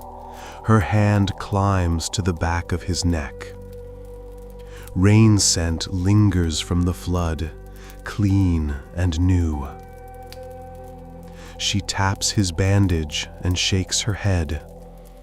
He chuckles, abashed, and relaxes. He sits up. She slides between his knees and leans into him carefully. His arm wraps her waist. Her hands fold over his. They watch the little ember breathe. Far off, a hyena calls once and fades. The grass hushes around them. Their bodies fit without strain. They share quiet, not need. Luma presses her palm to his chest, then to her own, then points to the ember and the stars. Koro's eyes soften. He mirrors her, chest, her chest, ember, sky, then laces their fingers. No words exist, but the signs are plain. You, me, fire, night, together. They rise. He lifts the ember cradle. She shields it with her hands, both guarding the tiny glow. Back at camp, they tuck it into the coals and feed thin sticks until the flame wakes bright. Koro lifts a torch, the flames small but steady. Luma touches his wrist and tilts her chin toward the grasslands stretching into darkness. He understands. Together they step away, silent. No one calls them back. The glow of the campfire shrinks behind them, swallowed by the tall stalks. Ahead is only night, full of insect hums and far-off calls. Their footsteps crunch soft on damp earth. The world feels wider with each pace, heavier too, as though they are leaving not just the clan, but the safety of the known. Luma walks close, her shoulder brushing his now and then. Koro glances back once at the flicker of orange far away, then forward into the dark. They do not speak. The journey has begun. The grass changes as they move deeper, thinning into a shorter field that spreads wide. The torchlight brushes over waving stalks that gleam with dew. Tiny sparks flash in the air. fireflies blinking on and off, drifting like slow stars come down from the sky. Luma gasps quietly and raises her hand as though to catch one. It lands near, glowing, then vanishes into black. Koro grins faintly, holding the torch higher. A ripple of insects drifts back, startled by the light, then scatters. They pause, listening. The grass shivers with small lives they cannot see. An owl hoots once, a long, hollow sound. Both tense, then relax again. The fireflies return in a thin wave, surrounding them for a few heartbeats before fading. The path ahead is empty again. The air smells of wet soil and crushed leaves underfoot. Their breaths fog slightly in the cooling night. A deep, low rumble rolls under their feet. Koro halts, torch angled down. Luma crouches instantly, eyes wide. The sound swells, vibrating through the ground, then grows into pounding, dozens, maybe hundreds of hooves. From the left, shadows flood the plain, a buffalo herd moving fast, dark shapes surging like a river in motion. The ground shakes, the air fills with heavy breath and pounding hooves. Dust rises, choking. Luma clutches Koro's arm and presses low into the grass. Koro crouches over her, holding the torch steady. The herd rushes past, a wall of muscle and horns thundering into the distance. They cannot see its end, only hear the rolling wave of hooves fading slowly. Silence returns at last, heavy and sharp after such noise. They rise slowly, brushing soil and leaves from their legs. Luma exhales hard, a small nervous laugh. Koro grins, jaw tight with relief. The land ahead twists into thorn trees, their crooked branches knotting together. Shadows smag sharp across the ground. The torchlight throws teeth of shadow at their feet. Koro steps carefully, snapping thin branches with his free hand. Each break is a dry crack. Luma ducks low, hair snagging once on a thorn. She hisses, tugging free, strands caught in the bark. She presses forward, face tight. A branch slices her arm shallowly, leaving a thin red line. Koro reaches, catching her wrist to look. She pulls back, shaking her head sharply. Fine. He studies her face, then nods once. They keep going. Branches scrape shoulders, scratch at their legs, snag at their clothes. At last, they push through the far side and stumble onto open ground.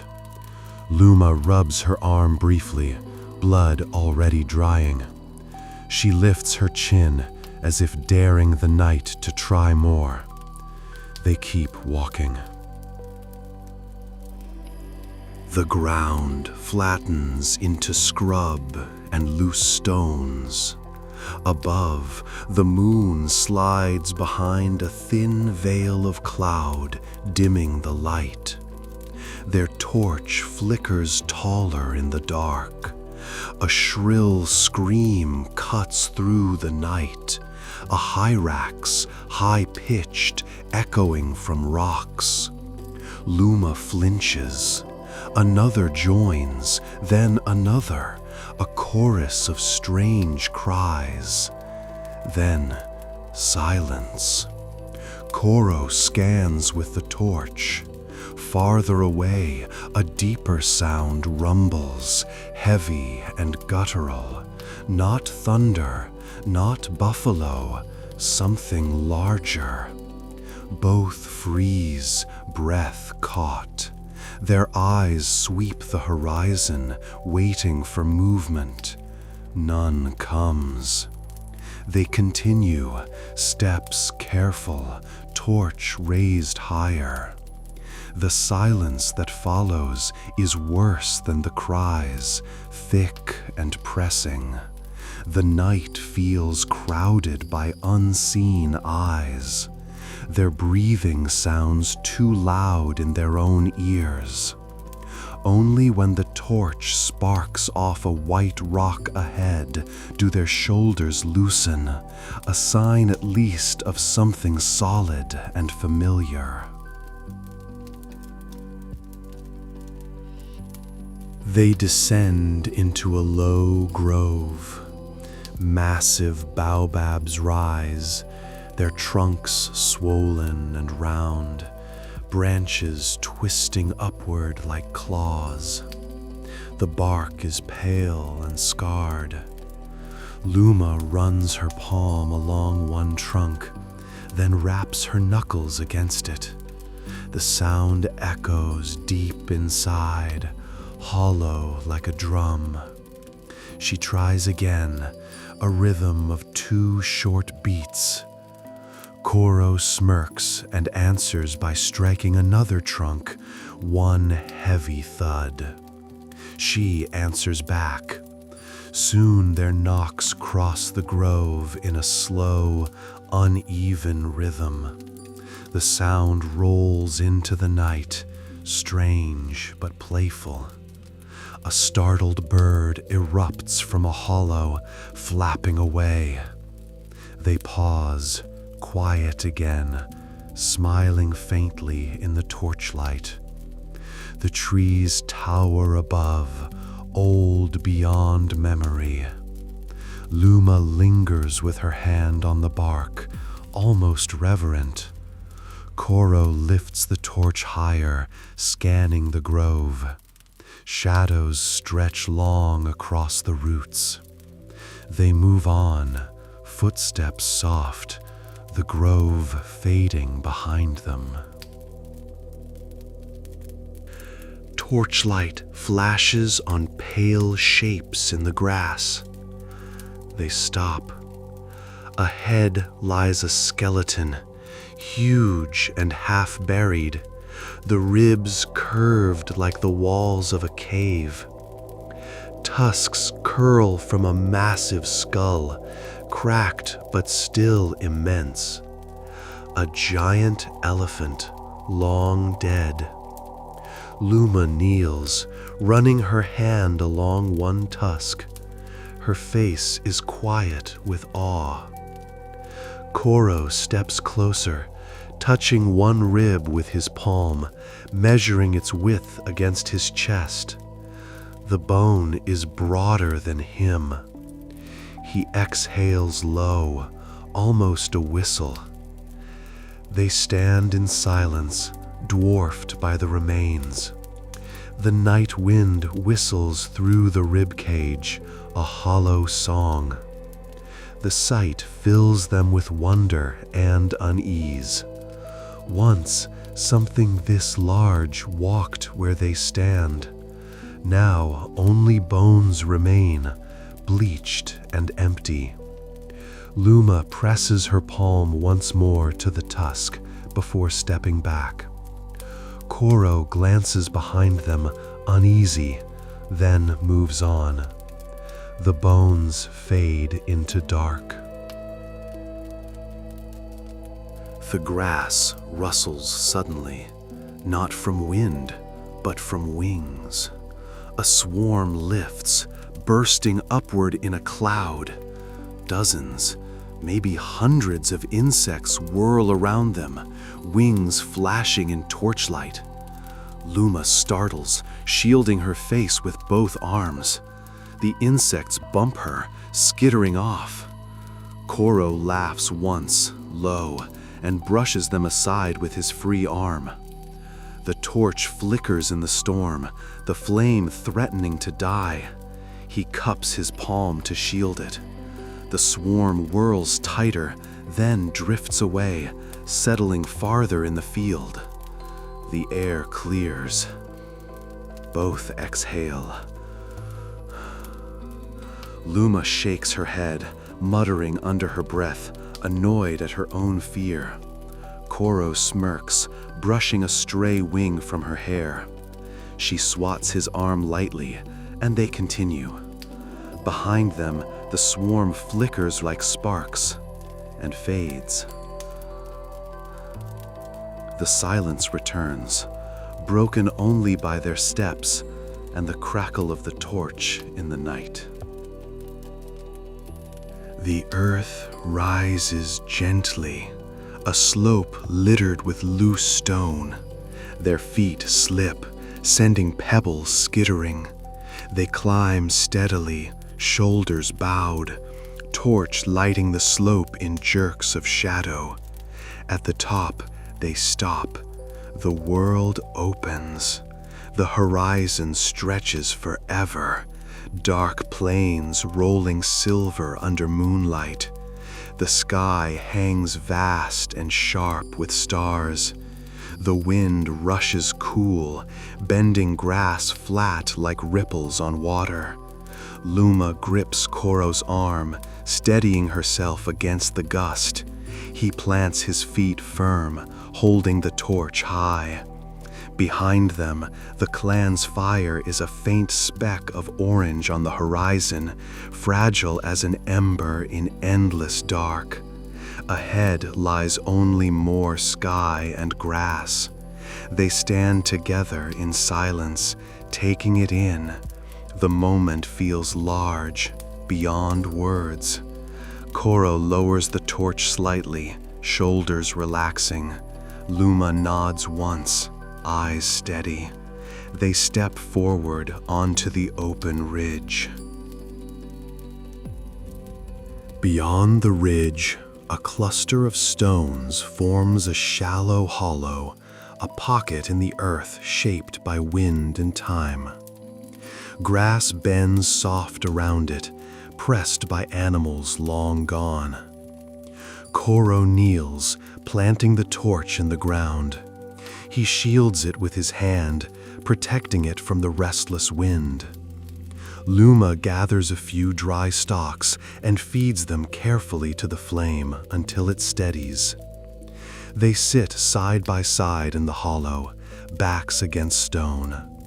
The torch flickers bright, painting their faces in orange, then settles into calm.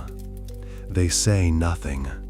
The night spreads around them, stars wheeling overhead, plains stretching endless, silence heavy. Behind them, the clan is far, their fire nothing but memory. Here, the world feels new, untouched, larger than either of them. They rest, breathing slow. The torch hums softly. Above, the stars burn cold and bright. The torch held steady, small against the wide dark. Beyond it, the plain stretched, silent, endless. Luma lay back, eyes turned upward, searching the scatter of stars. Koro watched her, his chest heavy with unspoken breath. She turned, her hand finding his face, tracing roughness and bone. He caught her hand and pressed it to his chest, where a heartbeat thudded strong. A faint curve touched her lips. They leaned closer. The space between them folded. Warmth passed from breath to breath. The fire crackled once, but neither looked. The world shrank to two shapes hidden in grass. their faces brushed, gentle as mist. No rush, only a pull. Her hand drew him nearer, his cheek grazing hers, their foreheads resting together in the quiet. Breath mingled, uneven, shared. He lingered along her face, her throat, each pause heavier than the last. She sighed, her body trembling under the weight of it. His hand settled at her side, steady, while hers clutched his shoulder, holding him near. Fire and wind murmured outside, but inside the hollow, silence bloomed. The closeness deepened, a rhythm of pause and return, until there was no choice but to keep falling. Warmth drifted lower, carried on breath.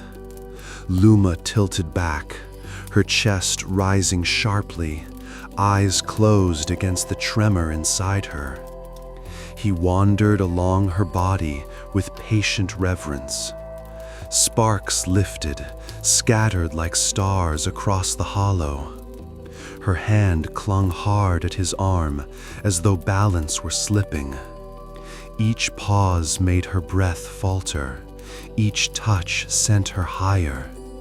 The torch hissed, flame steady but watchful. He glanced up.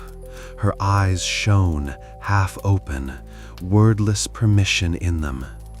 He sank back to her, slower, deeper, letting the night grow hot around them. The sky above seemed to lean closer. Her hands traveled in return, learning the shapes of him, the rise of his chest, the steady thrum beneath, the long lines drawn down his body. Where her touch lingered, his breath broke. A low sound escaped him, rough, unguarded. He leaned into her shoulder, shivering. She smiled faintly, proud yet tender. He lifted his face again, eyes dark with strain, as though holding too much inside. She did not stop until his hand caught hers, gentle, stilling her. Their eyes locked. No word passed, but heat surged in silence, filling every gap between them. The hollow felt smaller, brighter.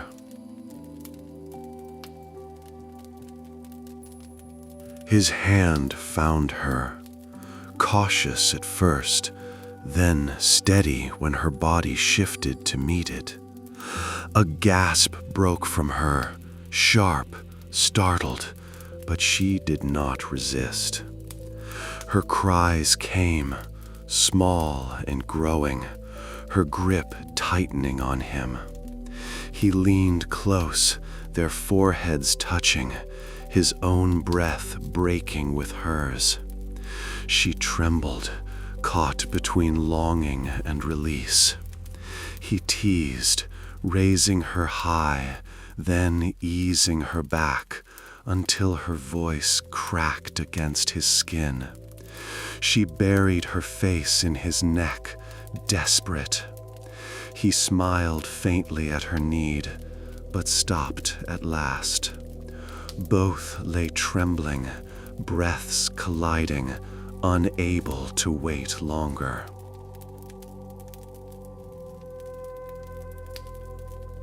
They sank into the grass, bodies aligning as though meant to fit. She wrapped around him fully, leaving no space. Their faces brushed again, breaths clashing.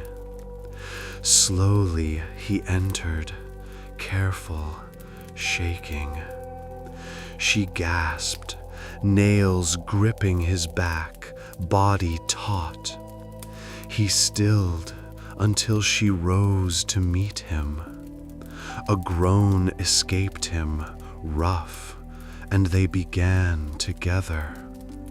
Not rushed, not withheld, only guided by breath and response. Her eyes stayed open, guiding him without words. Their rhythm emerged in waves, small at first, then growing. Grass bent beneath them, firelight flickered gold, and stars sharpened above as heat gathered within.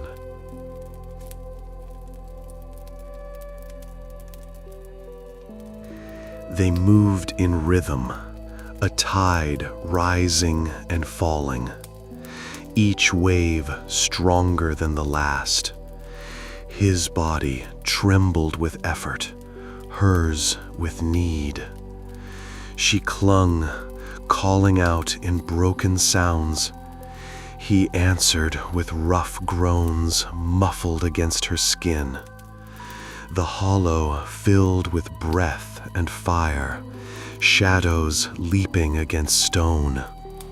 Outside, the night vanished. They were only this, closeness, movement, the storm between them. She arched, nails marking his back. He buried his face at her throat, shaking. Their rhythm built, slowed, built again, each climb pulling them higher. The stars wheeled unseen. The fire hissed, but they did not hear. The storm inside them could not be held. His body strained, every sound ragged. She rose to meet him, her voice sharp, shaking beneath him. Their foreheads touched, eyes locked, neither letting go. The hollow echoed with their cries, sparks burst upward. The rhythm faltered, surged, faltered again, each wave higher. Her back arched, his arms tightened around her. Breath shattered, scattered into fragments. For a moment, time froze, two forms suspended, the world holding still. Then the wave broke, and both fell, clinging desperately as heat tore through them, carrying them beyond control, beyond fear, into fire and night. Their bodies convulsed together, shaking fiercely. Luma cried out, her whole frame trembling. Koro groaned, voice deep and rough, his chest pressed tight to hers. Hearts pounded, wild, breath broken. The hollow filled with sound, then slowly hushed. Tremors lingered until peace crept in, easing limbs and slowing breath. He softened above her, not pulling away, only resting, heavy, warm. She soothed him with her hand, fingers drifting through his hair.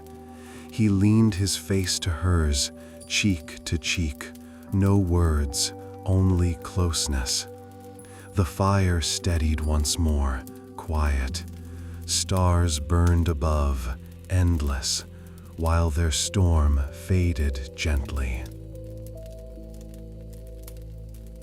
They lay tangled in bent grass, the night air cool, but their warmth unbroken. Koro eased back, and Luma rested across his chest, her ear against the thrum of his heart. It slowed, strong and steady. His arm curved around her, safe, protective. Her eyes closed, a faint smile soft on her face.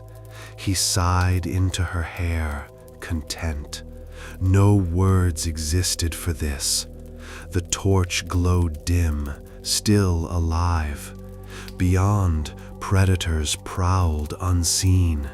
Yet here they were untouched, fire within them burning quietly. Sleep came slowly, gently. The stars above kept their watch, cold, endless, eternal witnesses to love.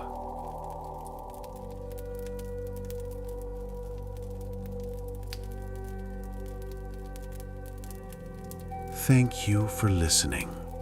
Until the next whisper, sleep well and dream peacefully.